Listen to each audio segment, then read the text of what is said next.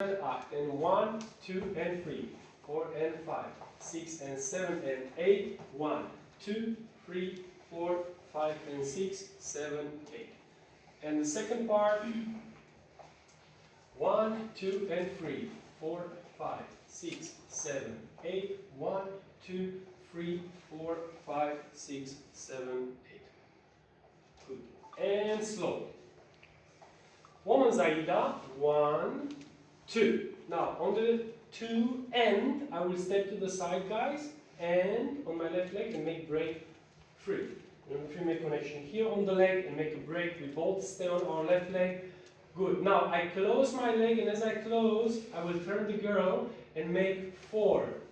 Okay, the girls don't have to do that. They can do it if they want, but it's not leading here, okay? Only the guys do it. The girls do it only if they want. So we do 4, 5, 6, 7.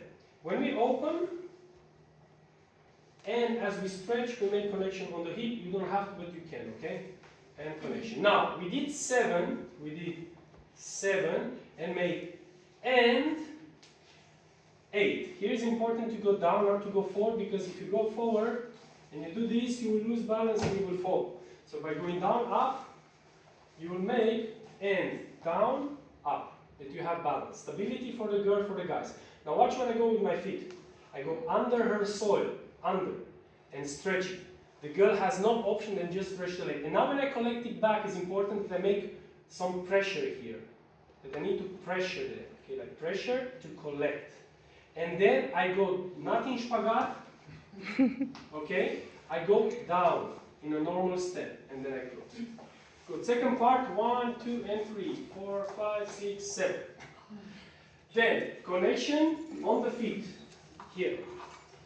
So why? Because now I need to push there.